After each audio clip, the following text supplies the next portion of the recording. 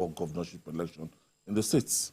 The deputy governor, who has been at loggerhead with his boss, unfolded his ambition to become the next governor of the states on the platform of the People's Democratic Party. Now, it's the right time, and legitimately the deputy governor has decided to declare his ambition.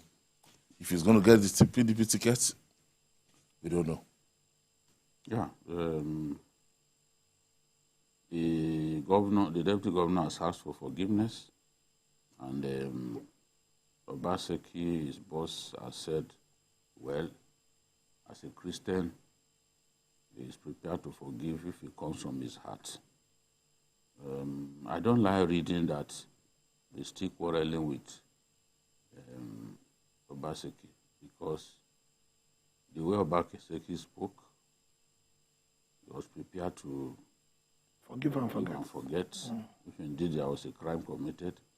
And the same deputy governor who did not want to go to the place where the governor sent him to, I mean, the new office complex, he's gone there. He's gone there to sanitize. Yeah. Okay. We had the place spiritually sanitized, and he moved in. That is obedience to God's instruction, you know. So I want to believe that their relationship is better, and that Obaseki takes seriously the need for both of them to end strongly. Be that as it may, it's a legitimate desire to want to be governor. And as a skillful politician and an experienced one, Philip Shaibu is eminently qualified to contest. And is not prepared to go to APC. Former Governor Shomale must have felt that he wanted to come to APC when he said APC is not for internally displaced politicians. But from what we have seen, Shaibu believes that he stands a better chance in his party. Want to fight within that party? Yes. He believes that he stands a better chance. So he's qualified to contest. And I would expect that the governor, the leadership of the party, will allow for a level playing field so that the best can emerge. Also, only the best is good for Edo State. I think the bone of contention here is that Philip Shaibu should just drop the ambition, and the governor should be allowed to choose whoever he wants to choose to succeed him. That it is not your senatorial district that is next, according to the rotational thing. So drop your ambition, don't rock the boat, rather than leaving him to go and test his might. Well, the governor, like all governors, like we said, believes that he's the best person to decide his successor.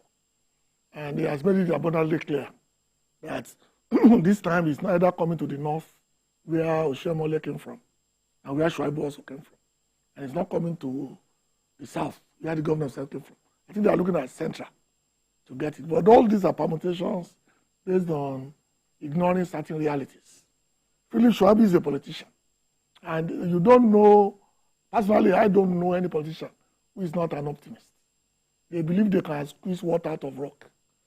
So it doesn't matter what people say or what the permutations are. Philip Shaibu believes he has what it takes to become a next candidate for the platform of PDP. And good luck to him for that.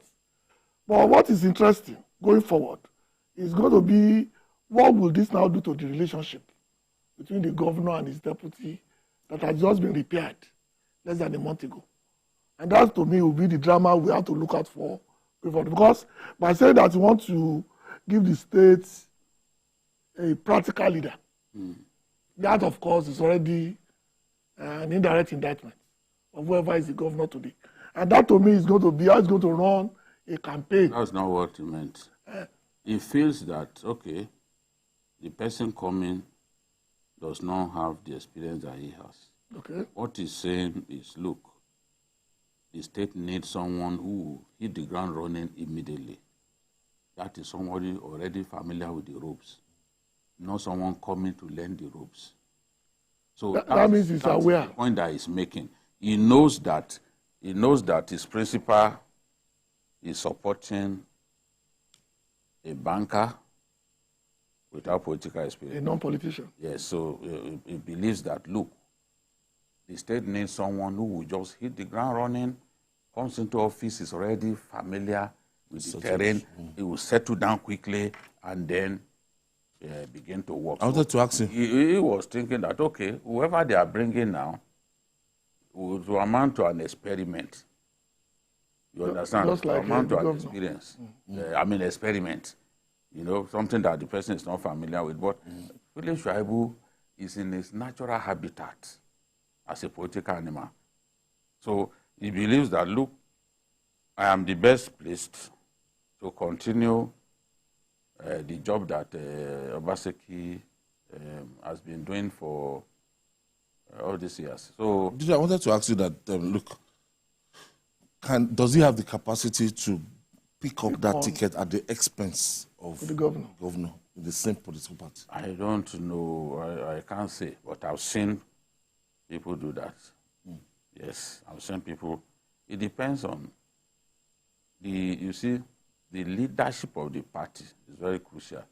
The leadership of the party at the state level. is crucial at both the state and federal level, but they can frustrate you if they don't want you.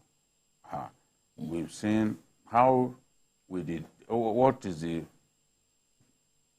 module that they will use? Is it direct? Is it Delegates? Yes. Or Model, direct? That can be. With that can knock actually decide who.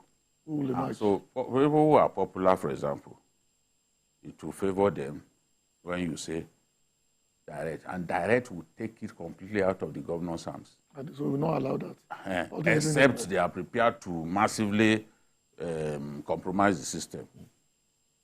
Indirect will put power in the hands of every member of the party. At that stage, governors have little to do by way of manipulation. People do that when they can see that a candidate or an aspirant is very, very popular. That was what the SGF opted for in Benue. Father Alia, extremely popular, was like a moving train, you know. SGF opted for direct primaries because clearly Alia was his choice, and he knew that with Alia's popularity, he does not even need to campaign. And so he clinched it. If they had not done that, people who had been in the party for years, they would have greater support from delegates. Because these are people that they've dealt with, related with over the years, more than an individual who had not been in the party for long, a cleric who just joined them. But the popularity of the cleric was overwhelming. And the SGF, Akume, knew that he could profit from that. That's what happened. Today, both men are not chummy anymore, but that is the nature of politics.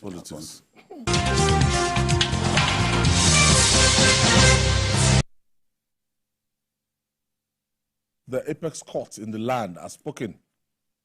In an unanimous ruling on Wednesday, a 7-man panel of the Supreme Court, led by Justice Iyan Gokoro, held that the old version of 200, 500, and 1,000 naira shall continue to be legal tenders alongside new or designed versions. The Attorney General and Minister of Justice had to approach the Supreme Court, and they've ruled on this. So what actually warranted this Supreme Court's clearance? There was a deadline. Okay. And the deadline was December 31st, 2023. Okay. You know, because the Supreme Court did not say they Don't should stop. redesign the naira. Don't redesign the naira. Don't circulate the new notes. The Supreme Court was just looking for a way to ease the pain on Nigerians, because the deadline that Emefiele and his bunch of designers came up with was unrealizable, extremely wicked, thoughtless. And at the end of the day, look at how many businesses that they destroyed, how many lives that were lost because people could not pay. So the Supreme Court just felt a lot of our people still had these old Naira notes, and within the time ceiling left, there is no way they can all successfully deposit the money. Not go. They were going to the CBN headquarters across the states. Yes. See the crowd. They said they had money, but they could not even deposit, you know. And then you that you've deposited, you then discover that you actually made the mistake of your life, because having deposited, you could not take even as much as 10,000 out of the millions that you deposited. We were in such a was worthless. very terrible situation, unheard of in the history of our country, whereby you now use money to buy Nigerian money. People use money to buy dollars, but we were using Naira to buy Naira. You know, it's not as if the Naira appreciated in value. 50 Naira to buy 35 Naira. I mean, so yes, 50,000 to buy 35,000. And when someone gives you 10,000 Naira, those new notes, you will feel that that person had done the greatest thing that anybody can do to you. For you to have 10,000 Naira. I said, I met a man who had worked in about 5 different banks in the operations unit. And he said for the first time in his banking career, their vault was empty. And the bank I'm referring to, one of the 3 biggest banks in Nigeria, Asokoro branch, or imagine Asokoro branch, their vault, not even having a single Naira note. It was that bad. So the apex court of the land assumed jurisdiction on the matter when those governors approached them, and then said, okay, let those old notes remain legal tender until so. That is the time ceiling. Many people thought, oh, they were doing it because politicians they kept money. They were looking for a way to use the money during the elections and all that. Selfish people were not looking at the pains that some Nigerians were going through. They were blind to the fact that Nigerians were rioting at bank branches. They were blind to the fact that some bank staff had to, including women, had to use the ladder to scale the wall to escape from rioters. They were blind to the fact that in Shagamu, for example, many banks were set ablaze because people were angry. It took the dexterity and the wisdom of the Lagos State Commissioner of Police, Owohunwa, to stop what was supposed to going to be a big riot in Lagos, beginning from the Mile 2 area. So today, we have a situation in which the government has said, look, we do not even have the capacity to print the new notes that will now render the old notes on, as the legal tender. That will make the old notes not necessary anymore. Okay. You know, so because we've not been able to do that, let this old note and the new notes continue to circulate. Now, the importance of this thing, this verdict, is that the Supreme Court has removed the time ceiling. So when you say till further notice, yes, it could be till Jesus Christ shows up in the world again. So that time ceiling, which was December 31st of this year, has been removed now. It could be 10 years that we go back to it, whatever we want. But we'll take our time. Never again. Nigerians were already holding the new notes. You know, the last 3-4 weeks before the CBN came out to say, look, those old and new notes are still legal tender. This scarcity that you are trying to introduce, no need for it. And the Supreme Court has put a seal on that it is now until further notice. We'll be enjoying for me, there is no need to withdraw the old note. The old notes are more durable. They are far better. Look at the 1,000 Naira. They are far that 1,000 Naira is very rugged. Yes. Look, rugged. Then get the new notes. After a few days. Not as if it will look like you washed it with your clothes. it will look like you watched it. Inferior in quality. Extremely inferior, thoroughly useless in terms of no. It's not pleasing on the eye. Yet we subjected Nigerians to needless pain. So I'm so happy that Justice Inyang, who also handled the... That's, you were saying, I stand with Emefiele. I stand with Emefiele. Despite the pains he was inflicting on us and everything. At the end of the day now, Nigeria is such a country we've forgotten. But people died during that time. Yes. A lot of hardship. Businesses collapsed and everything. So how can we build a institution that somebody cannot come out? That's, look, tomorrow CBN will just go AYI. A lot of people are saying that this accessing of the Central Bank of Nigeria should even be evaluated so that the CBN governor will be as strong as this. Well, we have never been exposed to this kind of situation before. And I think we have changed currencies in the past, even under the military. But it was not as politicized, as we had, earlier this year. It was an imposition of tremor, that caused panic around, across the whole spectrum, all over the country. I don't think there was any Nigerian. I think 99% of Nigerians were adversely affected. Old, young, children, people died. In fact, if people decide on their own to sue the former governor of CBN, he won't get out of it. People have lost their relations. Businesses have collapsed. If it's in other countries, they will take him to court. And he will continue to pay the rest of his life. Because that policy of just introducing change of currency drastically, spontaneously, there was no basis for it. At the eve of an election. An election. In 1996, when the US introduced new 100 notes, they did it because they wanted to improve the security features.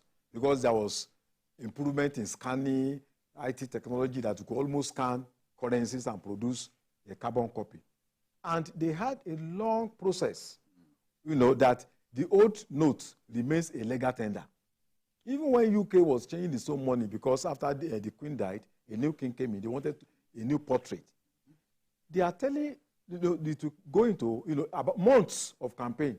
It will start this 2024. And they are telling you that forever, you can still return your old notes. There are about 30 post offices. You can still continue to carry the yes. That is with the face of Mama Charlie. Canada is doing the same thing. Spend that one. Years ahead. There are about 30 post offices. When it gets into the bank, it doesn't come out. Yes. You can change in Bank of England or you go to post offices in the next 2, 3, 4, 5 years. So there are best examples that we can learn all over the world. And where this man got his own economic theory is strange to me. It was a policy designed personal vendetta, and you did not care about the consequences of millions, the pain, the debt. People stripped themselves naked in the banking hall. Yes. People were crying. People almost ran mad. Some people committed suicide. Could not even give their children money to go to school. People were dying in hospital. People could not pay bills. People had accidents on the highways. They could not pay. They could not buy prints of blood. So they were telling us that we are going to have a cashless election. I mean, and you see how bandits. The bandits will not be collecting naira again. These are very, bandits started collecting dollars. So the bandits were even showing the needle. Yes. Bandits, the ones who kidnap people in the train. It was before the election currency now, but they collected dollars throughout. It was dollars, the equivalent of 100 million. Yes, and they will tell you don't take all of the money from one bureau de change. They collected dollars throughout. $100,000. So is it today that they started taking dollars? Some were being paid in the currency of our neighbors. Yeah. Even politicians gave people CFAs during the election in the north. Those neighboring... Yes, you see the ignorant will sit in the corner of his house and be tweeting. Just saying rubbish. Oh, like this, we are going to have a cashless election. Politician, as you are planning, the politician is ahead of your plans. The bank chiefs are their friends. The bank MDs are their friends. That's why I like... The commoner. That's why I like Alin Dume. He said it's the common people, the poor people who are going to suffer. If a big politician needs money, they will bring it to him. Even apart from giving people bribe, you need money for advertisement. You need money to print billboards. You need money to do a lot of legitimate things that are associated with election, that are legitimate. Cashless economy. It's not possible. It's not possible. You have to move people from one place to the other. You need transportation. The medium, all these small and what do they call it? Nano businesses, small, medium scale nano businesses. Yeah. They do business in cash. And that was why even when India tried this kind of thing, I kept saying it, let them look at the Indian experience. When India tried this thing, it also failed spectacularly. India felt that there was a lot of counterfeiting of their notes. So they decided to do it. Businesses suffered just the same way it happened here. They regretted it. All right. We just hope that this kind of thing won't happen. Never again. Never again. You can stand by the devil if you want, but never again are we going to have. No, go and stand with Yemi Cardoso now. The new CBN government. Stand with the devil. The People's Democratic Party, PDP, has criticized the proposed 27 trillion naira budget presented to the National Assembly by President Bola Ahmed Tinubu. The president had presented the appropriation bill before the joint sitting of the National Assembly on Wednesday. Reacting to the proposed budget, the opposition parties said if the appropriation bill is passed by the National Assembly, it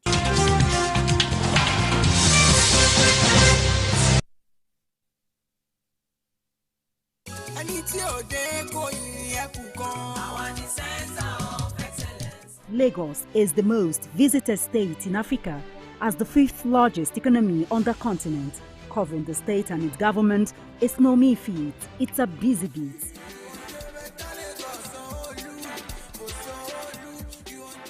We go beyond the curtain of tapes to travel in far into the deep.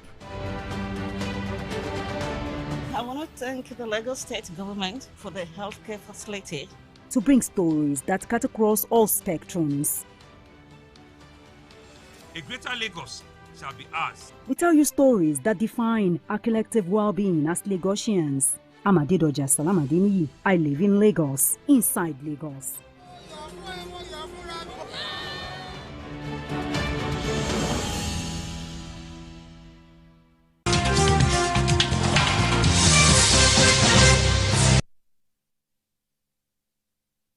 Nyesom Wike spoke on Friday, and before that time, we saw the governor of Rivers State commissioning a project that was actually finished and completed by Nyesom Wike. And I listened to the entire 15 minutes of his address, and stylishly and systematically, you could notice the Cold War because he avoided mentioning the name of Governor Nyesom Wike. Did not even give him the credit.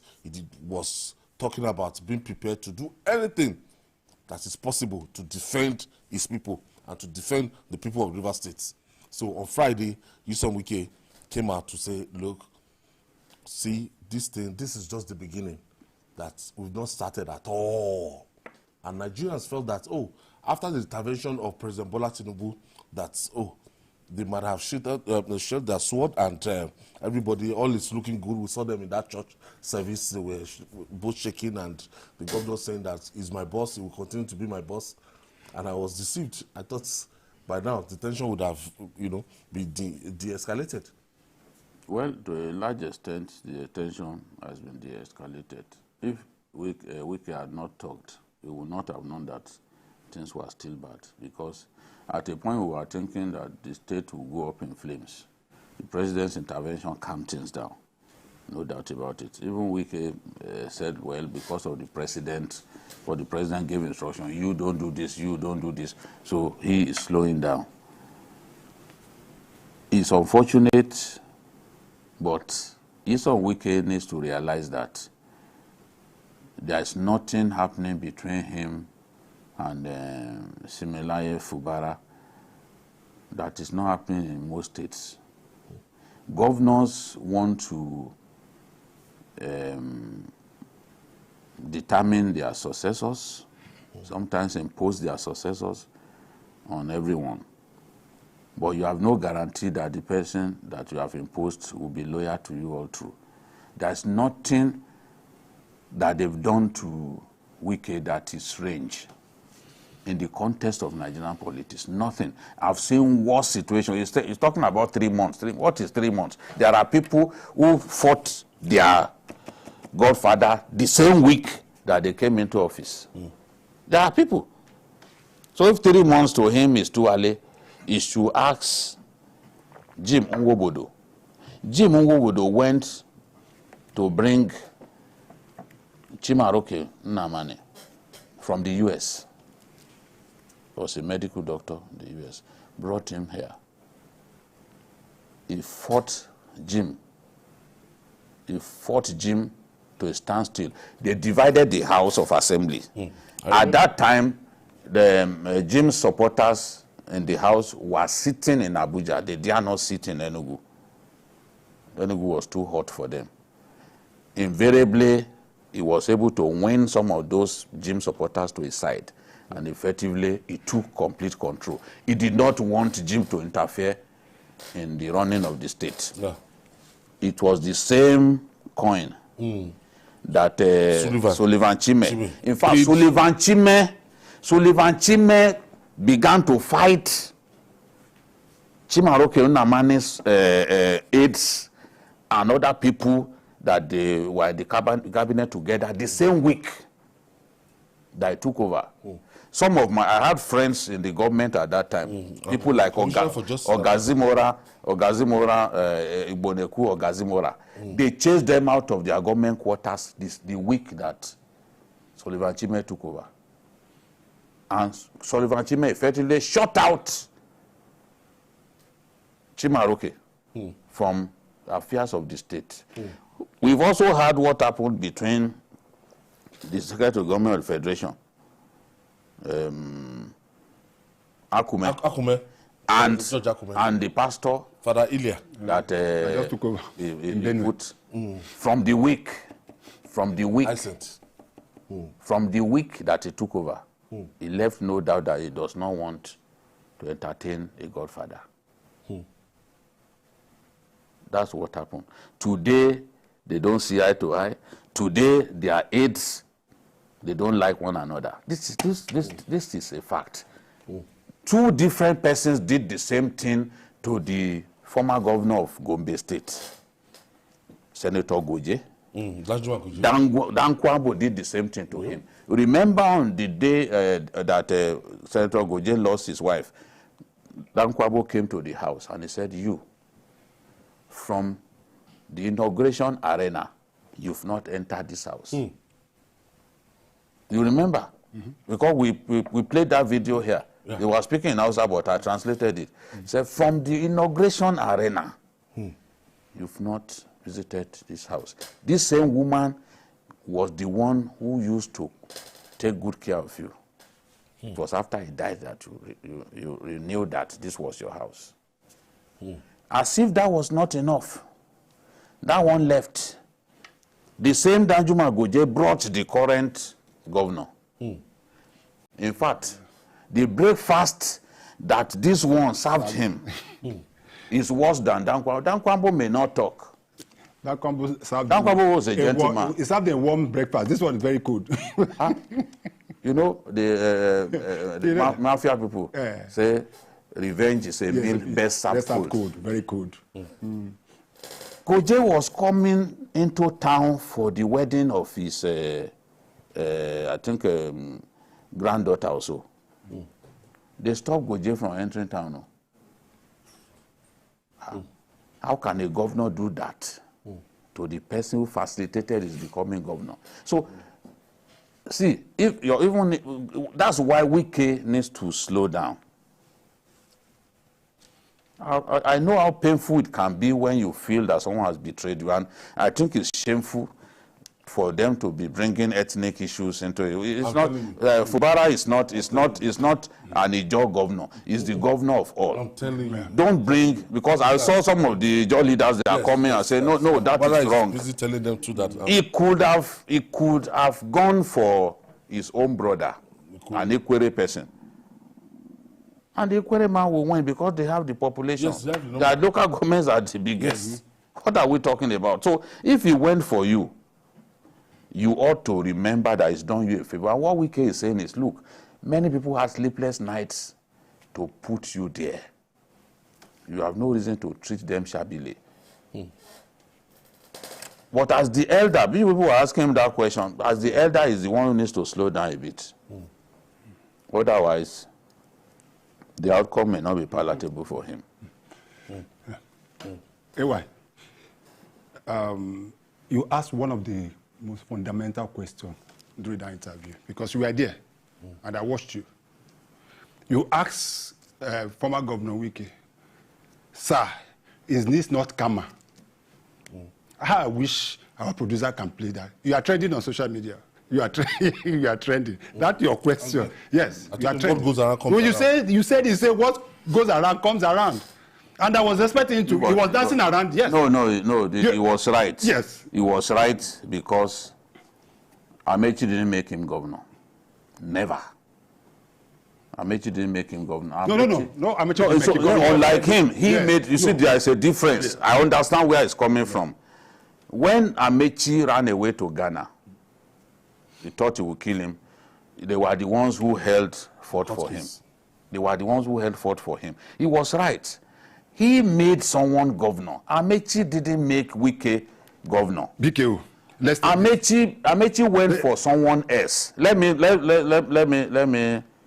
get somewhere. Amechi went for someone else. He went for Dakuku. He contested against him and defeated him. You remember? I do. So the point that he's making is that, look, the fact that he made him, yes, he was his chief of staff. Yes, he was his chief of staff. That's why. But but he didn't. The difference. This one, he made him. BKO, let me land. He was the chief of staff, and he worked hard to make Amechi governor. BKO, let me land. Wike was a chairman of a local government. Yes. It was former governor, what's his name? The one before Amechi. Odili. It was under him that he became chairman of Obiakpo local government. And when he was to have the second term, he was having problem. That's to come back as a second term. He was as local government chairman. Yeah, local government chairman. He was having problem. He ran back to Odili. Amechi was Odili's younger. He was about to Odili. When Odili had his hospital in River State. Because his PA. Amechi was his PA. So we have to understand these issues fundamentally. And he made Odili to made him speaker. Speaker, and eventually at the issue when they were having when Amechi was having a little problem with Odili, Wike sided Amechi. There were at the time they had issue, but they resolved that issue. He now became chief of. If Wike was not made chief of staff to Amechi, at what point will he start talking of the issue of becoming where he became minister? He didn't become minister. But I knew that no matter whatever Wike says, in as much as I know the cases are not exactly the same. That's the point I make. No, I'm not saying he didn't make him governor, but he made this one governor. That's the point. That's what I'm saying. I was trying to say. No, that's where I'm heading to, is that somebody will always make someone when it comes to politics.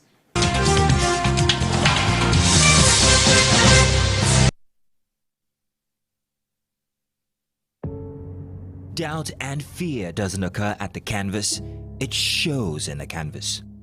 It shows the conation of raw earthen material slabbed, stroked and molded at a pace provided by the doubt and fear. Every move way in the struggle of one to the other, merging the past to the present, brushstrokes of colors seen but not known. For when the wailing stops, the pieces settle down in abject beauty erected for a century of a century. Speaking, advocating, protesting as the arts are meant to be.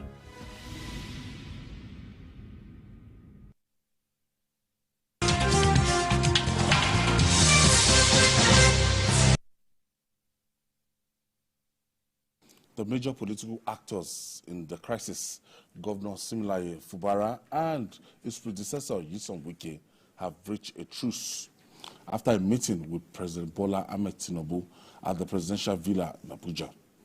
President Tinubu met with parties involved in the crisis and secured commitments from all sides to abide by a set of 8 resolutions reached at the party. Let's share the story by TVC News' Femi Akonde with you.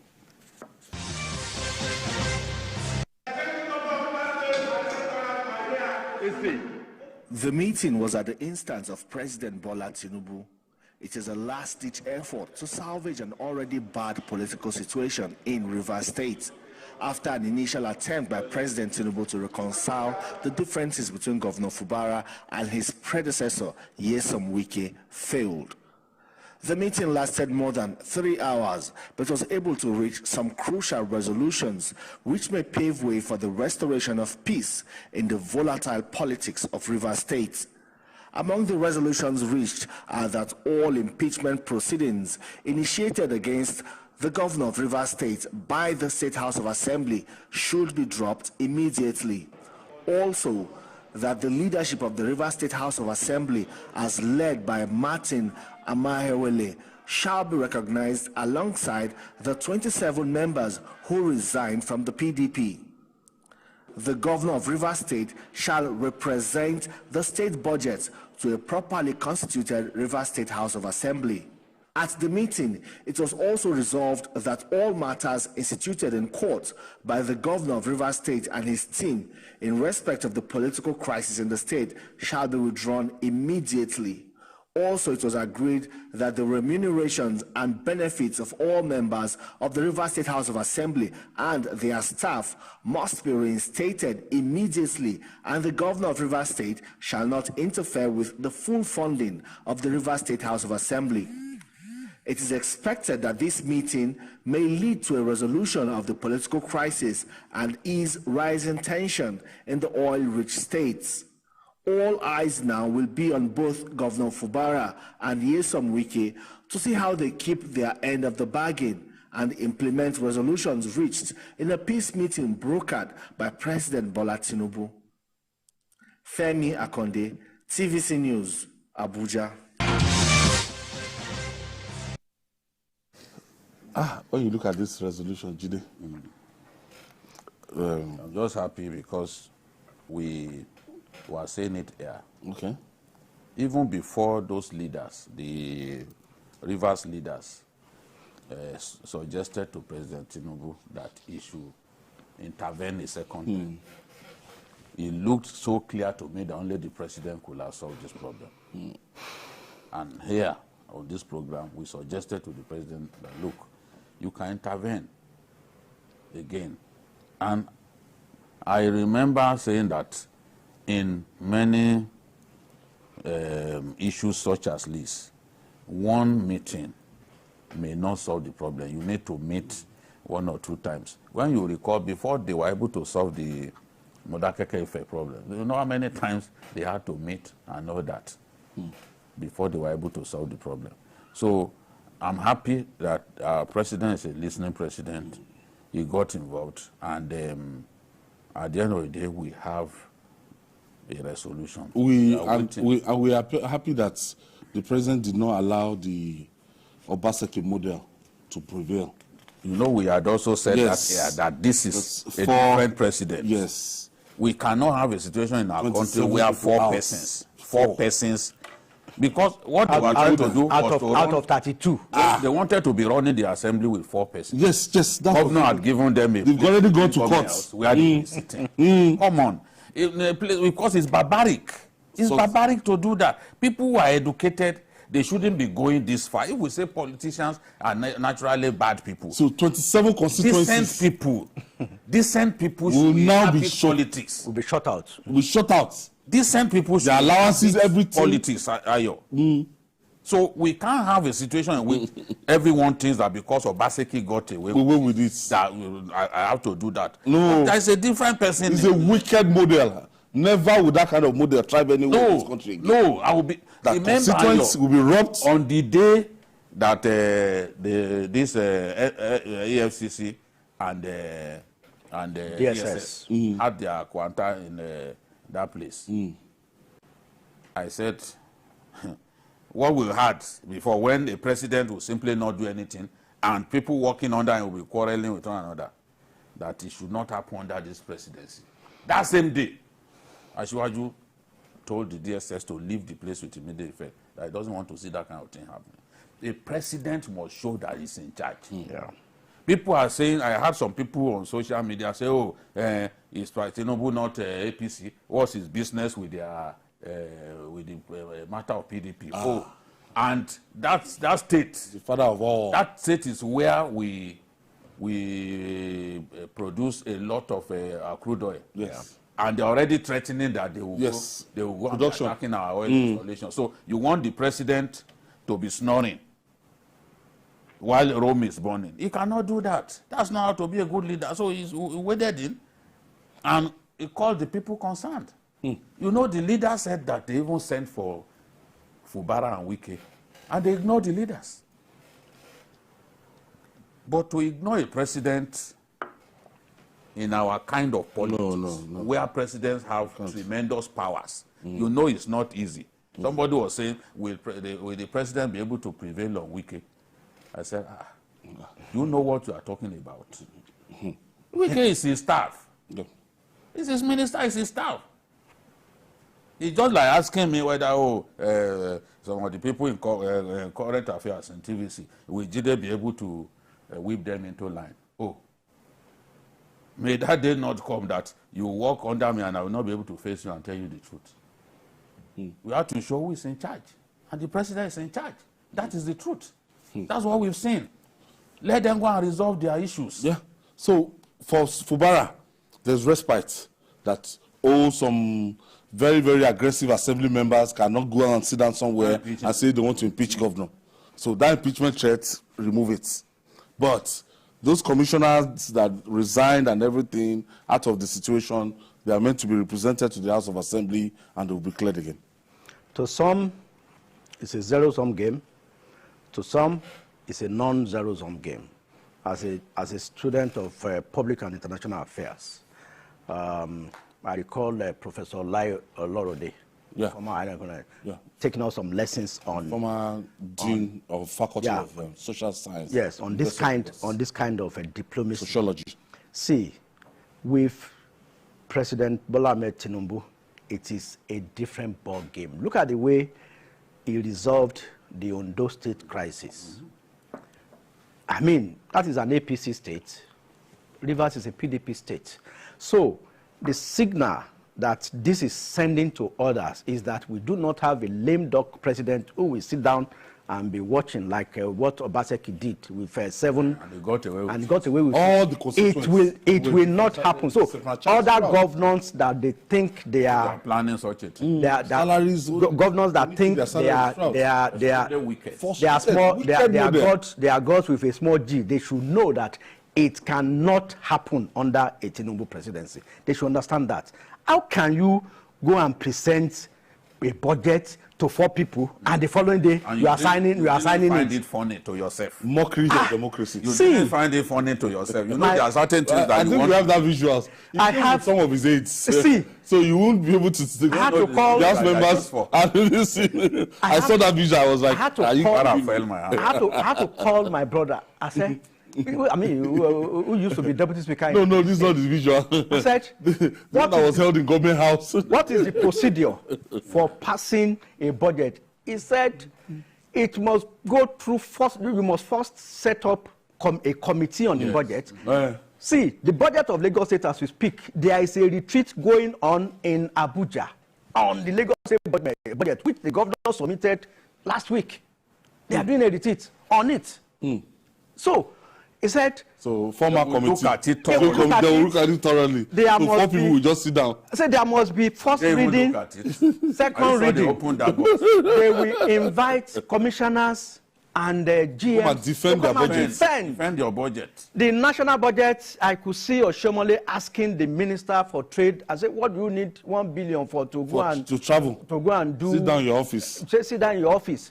And you are saying that you want to create an environment for locally manufactured vehicles, and you are buying 2 Prado Jeeps. He said that those Prado Jeeps manufactured in Nigeria. Oshomole was asking the minister from Imo. So Those are the budget. He and others are sharing the Senate. Are they man? But no, the minister can't ask. Eh? Can't ask that. I wish I was the one that asked that question. I would have asked, did they take innocent? Did they take from Nod? If you don't like innocent, there is Nod. But you know, in that and place, their vehicles are solid. That place is an hallowed chamber. You cannot they will tell you you can't ask them questions. You argue with them, they will walk out. They will walk you out. So governors should understand that this is a new dispensation. No, the methods of this president are different. He will call you and Fashola already told us that look, this one will give you a job, he will micromanage you. He wants to see how you do the job. No, look at what he told the NNPC board that inaugurated yesterday. He said, if you don't deliver, you are gone. And I even need them to send. And his boss and friend is the chairman. And he was telling them, they're giving them the charge that you guys, you are sitting on. Once you are appointed, it's not a matter of boss. Yes. Boss anymore. So you still want to relate like a boss. There's no need to take the job. Yes. So to know that we have a president who means business.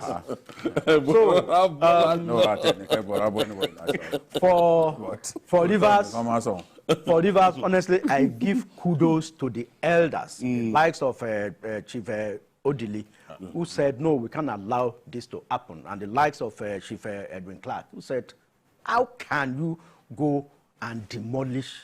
No, that thing was the worst thing. How can you do that? It's a bloody waste of money. Extremely wasteful. Now look at the one the governor in Kano. Investigated the people that led the bombing of that house. No, they were trying to destroy evidence. That's why they are doing all this.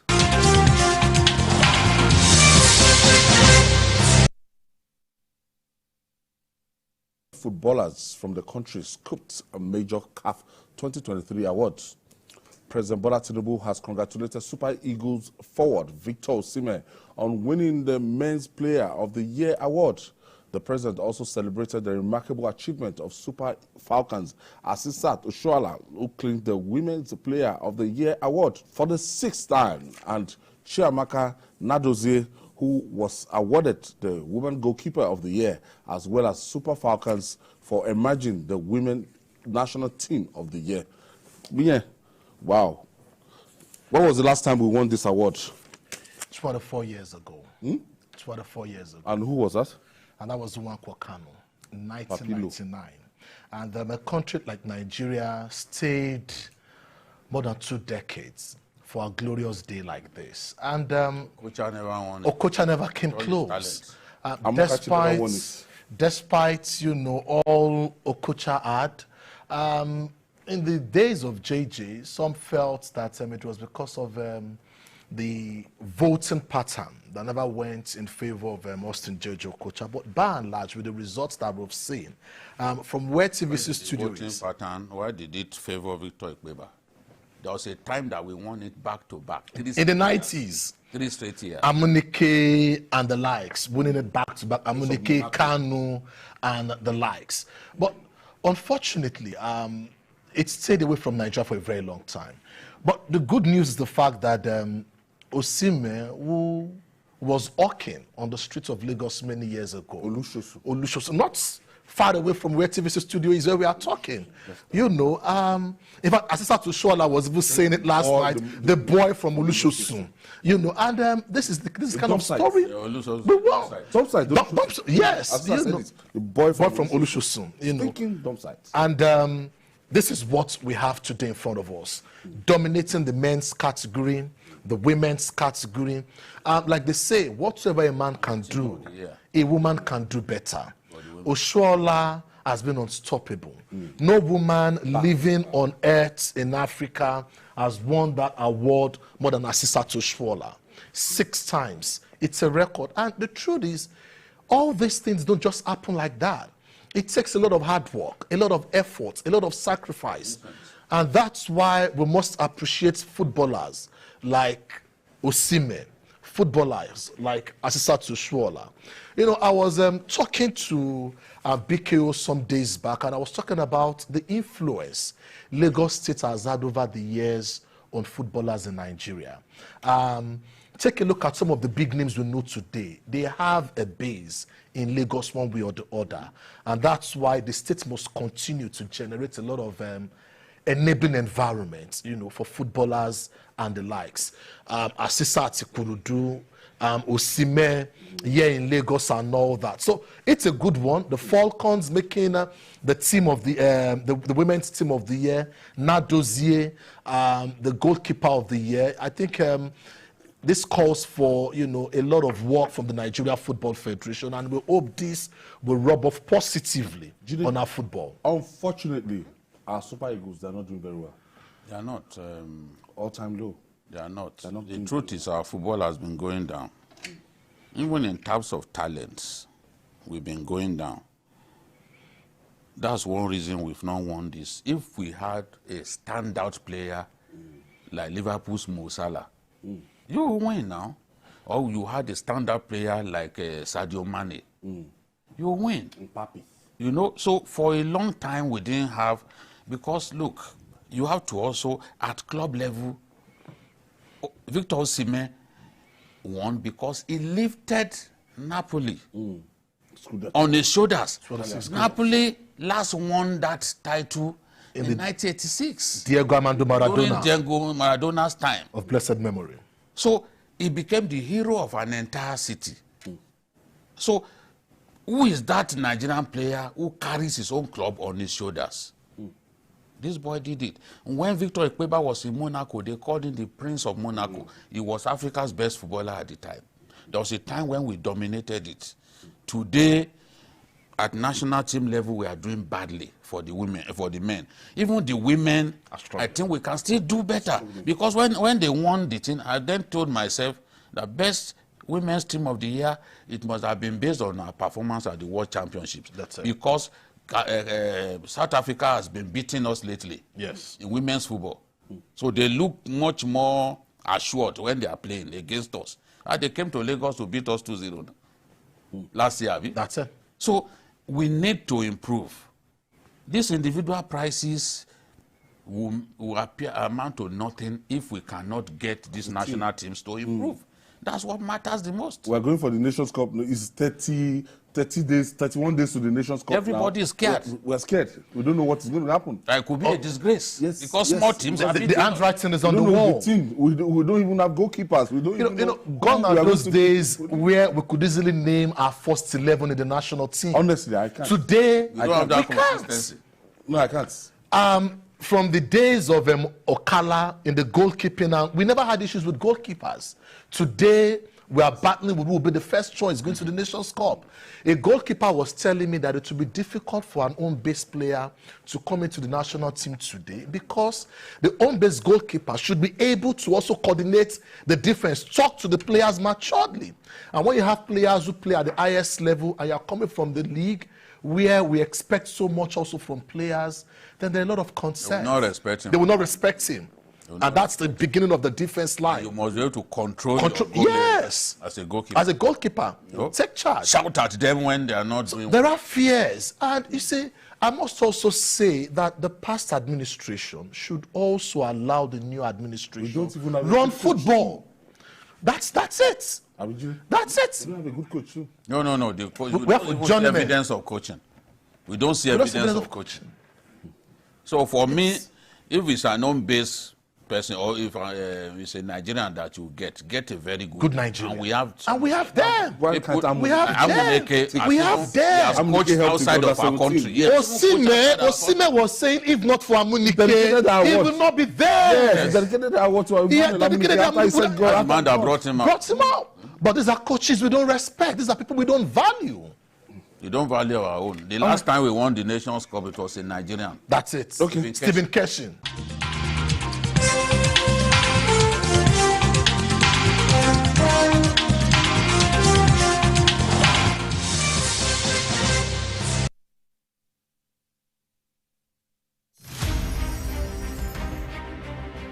Muhammad Ali was born and raised in Louisville, Kentucky on January 17, 1942. His birth name was Cassius Marcellus Clay Jr.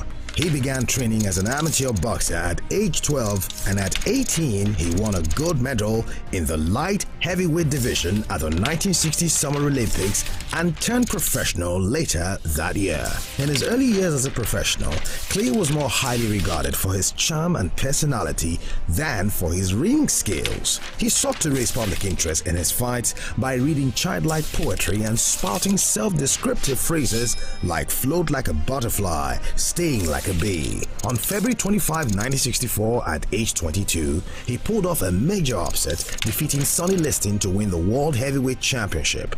That same year, he shocked the boxing establishment again by denouncing his birth name as a slave name and formally took the name Muhammad Ali, which was given to him by his spiritual mentor Elijah Muhammad, leader of the Nation of Islam. For the next 3 years, Ali dominated the boxing arena. Then, on April 28, 1967, citing his religious beliefs, Ali refused induction into the U.S. Army at the height of the Vietnam War. Ali was stripped of his championship and precluded from fighting by every state athletic commission in the United States for 3.5 years. Ali's message of black pride and black resistance to white domination was on the cutting edge of the civil rights movement. In October 1970, Ali was allowed to return to boxing, but his skills had eroded. On March 8, 1971, he challenged Joe Frazier, who had become heavyweight champion during Ali's absence from the ring. It was a fight of historic proportions,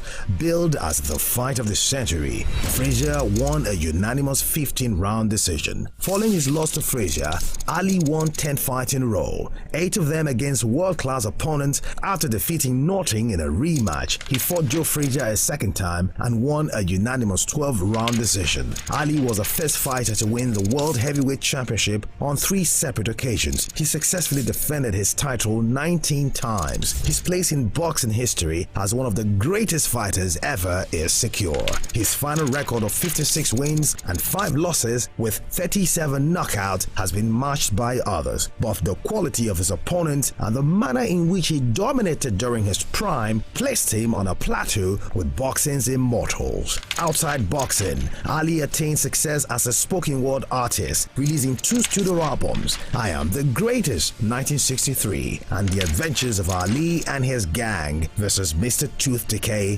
1976. Both albums received Grammy Award nominations. He also featured as an actor and writer, releasing 2 autobiographies. Muhammad Ali retired from boxing in 1981 and focused on his religion, philanthropy and activism. In 1984, he made public his diagnosis of Parkinson's syndrome, which some reports attributed to boxing-related injuries, though he and his specialist physicians disputed this. He remained an active public figure globally, but in his later years made fewer public appearances as his condition worsened and he was cared for by his family.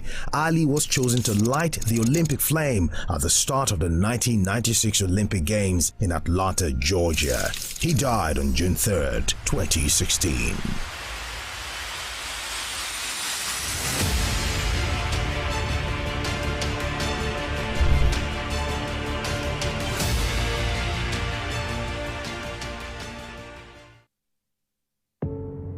Doubt and fear doesn't occur at the canvas, it shows in the canvas.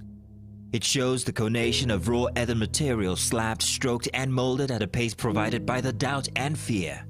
Every move weigh in the struggle of one to the other, merging the past to the present, brushstrokes of colors seen but not known. For when the wailing stops, the pieces settle down in abject beauty erected for a century of a century. Speaking, advocating, protesting as the arts are meant to be.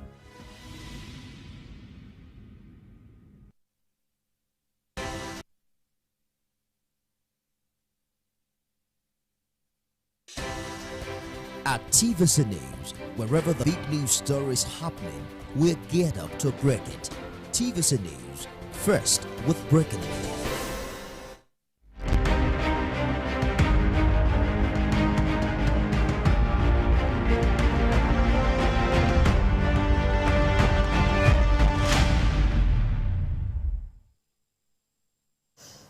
Thanks for joining us on the program. I am Precious Amayu.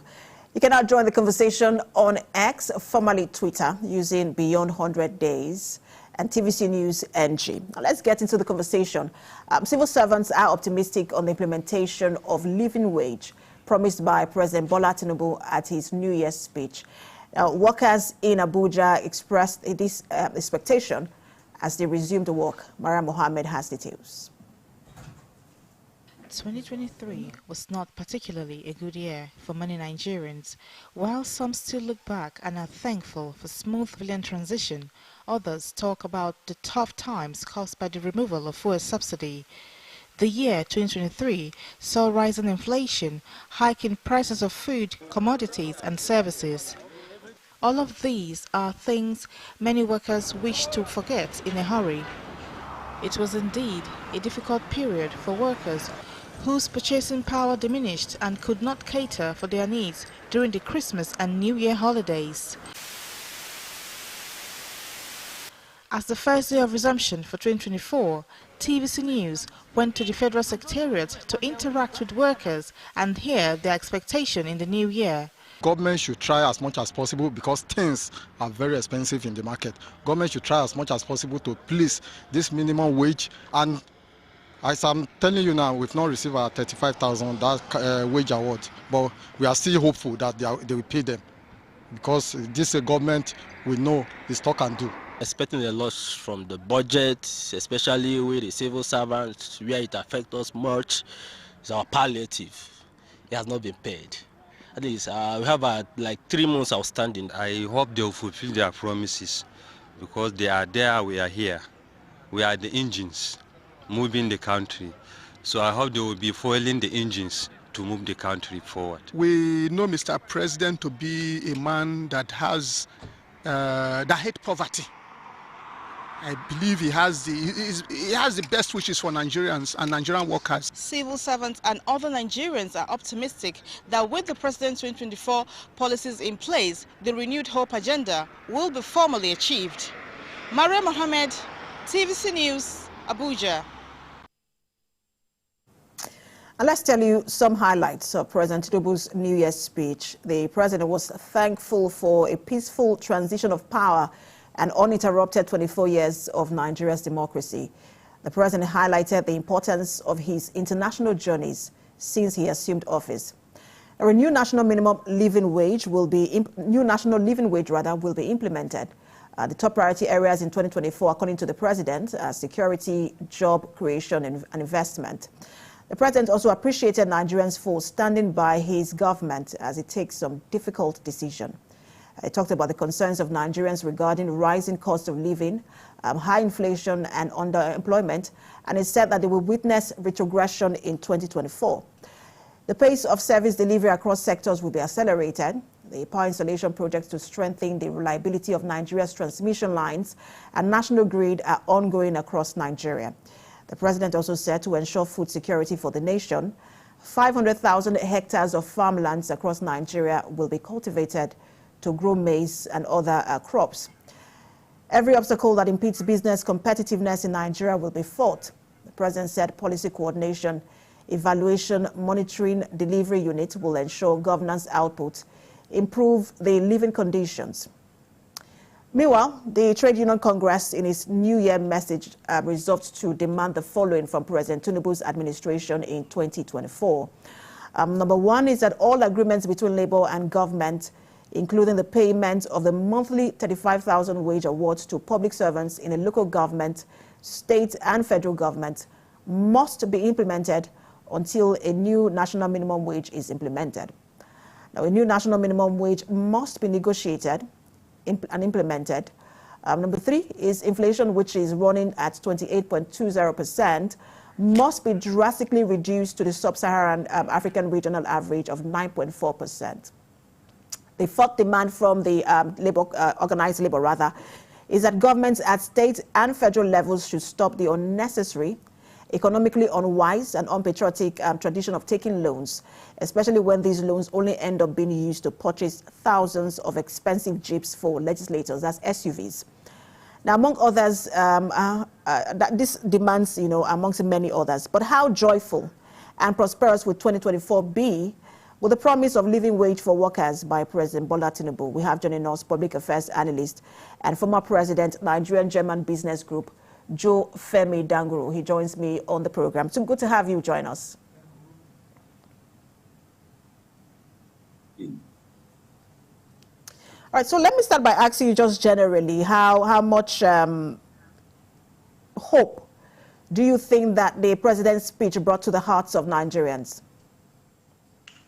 Well, you know, basically, President Bola Tinubu is not strange to governance, and it's not strange to associating himself with the so-called ordinary Nigerians. So they expected a speech that will lift up their hopes as well. So generally, you cannot say this is what the population have said about him because of the prevailing situation. And this prevailing situation in Nigeria is a global issue as well. So it might not be for me to say a certain percentage or this other percentage have said, yes, hooray. But he has identified himself with the people and to say he understands their pain. He has identified himself with the people with the kind of processes and with the kind of projects and programs he has. And he has been showing that he's determined to make sure things work well for them. I think with that, the expectation is high, and the people are expecting when is just a question. Are we going to begin to enjoy those promises he has made? And let's talk about these expectations. One of them is the talk around the new living wage, as the president has tagged it, and not minimum wage. People, I mean, if you listen to that report, you know, from our reporter in the FCT, one of the respondents there was saying, look, they've not even received the 35,000 naira wage award from the government. And so people are wondering how realistic is this conversation around the new minimum wage? Well, basically, I think the president was just trying to make Nigerians feel comfortable with his programs. Realistically, with the inflationary trend, with the situation on the ground, with the global issues generally, we shouldn't be talking about living wage for now, maybe in the nearest future, but we can be talking about fair wage. You know, we have this different kind of wages. You have the fair wage, you have the poverty wage, we have the minimum wage. Yes, minimum wage has been set, but not every government or subnational government have been able to say, look, they can afford it. Some states have not been paying the minimum wage. The local governments, some have not been paying. In the private sector, not many companies are even interested in it. So the masses, they understand that. And there may be the language, meaning living wage. Most Nigerians may not understand what it is, but for now, because even in Europe or some other European countries, not everybody earns a living wage, but minimum wage, a fair wage, and they are still struggling to make a living wage possible for their citizens as well. So it might be a good intention, a good plan, but I don't think with the current economic situations, we can afford a living wage in Nigeria at the moment. And the organized labor has responded to that, and I will get to that in just a moment, their response in just a moment. But you raised a very interesting point about the state governors. Some of them have not even paid the 30,000 naira minimum wage. They have just said, look, they cannot afford to pay it, let alone when you increase it. The biggest challenge is always when it trickles down to that level of governance at the state level. Governors usually do not have that accepting body language to it. How do you think they will respond, or how do you think they are responding to that particular living wage coming from the federal government? And then would that not also create a disparity in payment if the federal government is paying one and the state governments are not paying the same?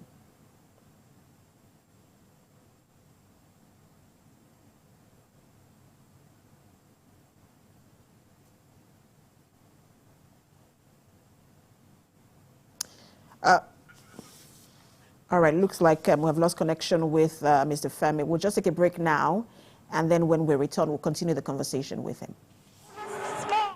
Bola Ahmed Tinubu, do solemnly swear.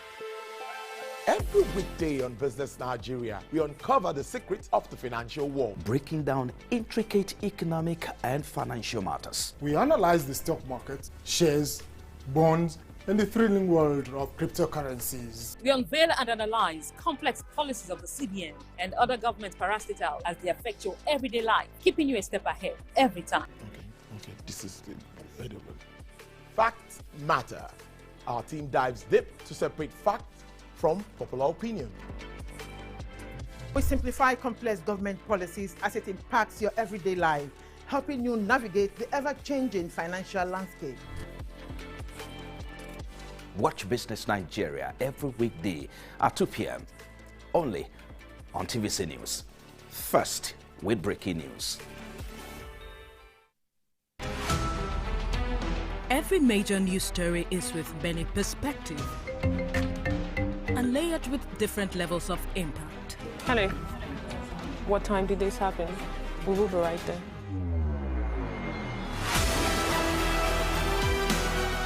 At TVC News, we follow the big and major news, gathering the facts, witnessing the outcome. I am here live at the aftermath of the approval of the new national minimum wage.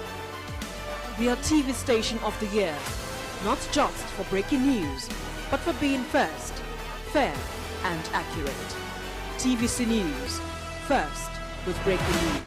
Bola Ahmed Tinubu do solemnly swear.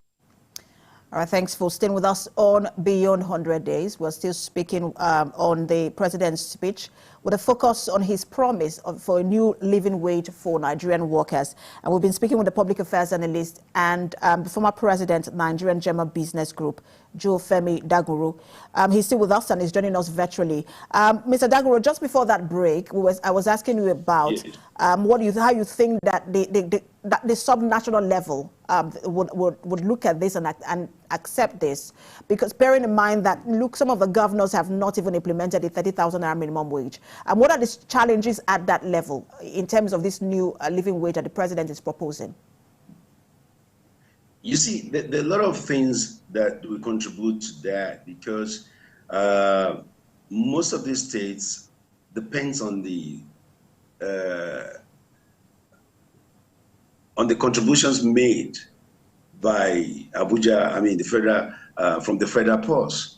So they can generate enough to even maintain themselves. So based on what the federal government gives them monthly to support them, let me use that word, it's what they depend on, and it's not enough. And most of them, Mr. Femi Daguro, sorry to butt in. We've gotten reports of how, because of the removal of fuel subsidy, there has been increase in federal allocation to states. If you consider that, shouldn't they be able to afford at least, if not a living wage, maybe a fair wage? Yeah, it should have been at least minimum wage. Let's take it from there, not poverty wage. But the point is this: we have the governance. The cost of governance is too high, and it's one of the things that the people, Nigerians, have been saying. Let's reduce the cost of governance. There's no point for a governor to have maybe 120 special assistants or 60 special assistants, senior special assistants, and all that. There's no point for some ministries to have SUVs, and at the same time you have high-loss pickups and all that. The cost of governance is too high and unnecessary, and wasteful spending. But then we still have to see how to manage that. I believe it's something we should be able to do, but unfortunately, we can't manage that. We can't do that for so many reasons these governors will continue to give you. And there's nothing anybody can do. The president cannot force them to do anything because they are independent on their own. And the president can only do what he can do. The law does not allow the president to, put them under that pressure that you must pay. No. So the president can only do what he has to do according to the law. And it is quite disheartening to hear a governor say, look, I will not be able to pay the 30,000 naira minimum wage. When you look at, in light of what you just said, the fact that, look, the high cost of governance, and then with the cost of living today, it should be at least fair wage or minimum wage. But I also want to look at the issues or the demands of the Labour Congress. They are saying that before You even start a conversation on living wage or minimum wage, that all agreements between the Labour and the federal government, including the payment of the monthly 35,000 naira wage award to public servants in local government, state and federal services must be implemented. They're also saying that a new minimum wage must be negotiated and implemented, that inflation, which is running at 28.20%, must be drastically reduced to the sub-Saharan African regional average of 9.4%. And there is a fourth one where they are also saying that it is unwise, government at all levels should stop the unnecessary, economically unwise and unpatriotic tradition of taking loans, especially when they use this loan to buy, SUVs and all. How realistic are these demands coming from the organized labor? The organized labor will always come up with all their own demands in the interest of their members. These demands can be made, and it is now for the government or for states, local, and federal government to abide, negotiate, and execute whatever they have agreed upon. I think the issue is this: if you agree with anyone in life that, look, this is what the agreement is, and you sign it, you have to come up and be a man and, make sure you execute the agreement. And if not, people will still, be threatened with a strike and with so many things that we are not, it's not good for the economy. It's not good for this country. So what the labor is demanding for, if that is what they agree, if that is what the agreement signed, the federal government, state government, and local government should be able to abide by it. And if they cannot, then there must be a reason, dialogue before it gets to the situation whereby you paralyze the economy, you paralyze the works of the government. And another thing, the point you raised there is this. Not only the labor, the masses, the Nigerians, they feel that, listen, why should we borrow to buy cars? Why should we borrow to, fund the lifestyle of these people? These people are our own people too. And I think they should be able, to see what the masses are going through. But it seems maybe, I don't know, we don't have this feeling for ourselves. So if Mr. President said, look, I feel your pain, I want to do this, why shouldn't all other members of the assemblies and wherever, they have the power to support him and make sure it works? This is collaboration. We should be able to collaborate with the president and say, listen, we understand. Those people in the state House of Assembly, in the local government, and at the federal level, the reps and the senators, to say, look, we understand this, we are ready. But whereby people increase their own benefits, increase their own allowances, and they're not ready to pay what they agreed upon. What do you expect? People will go angry. That is where we are. It is not just about the president. It's about other organs of the government. And that is what these organs, they have to support. They have to collaborate. It's not by saying, I assure you, I assure you. If you assure the people, practice what you say. Go ahead and support the government. Go ahead and support the president. Because he cannot do it alone. And that is what the masses are demanding. And I think what the masses are demanding is quite straightforward. It's quite straightforward. So we can move. This conversation was what you're talking about was raised recently as Nigerians on social media were examining the different state budgets. And, they saw how it's for some items, it was just so high in terms of cost of governance. And they were wondering why, you would need billions of naira for this particular item just for feeding in a year. And for them, it was unrealistic. And then, that governor would say, I cannot pay minimum wage if you're already spending billions of naira, on your own welfare. And so in the light of that, and in the light of what you said earlier about how, look, it's up to the governors, the federal government cannot force them because of that independence. This demand coming from the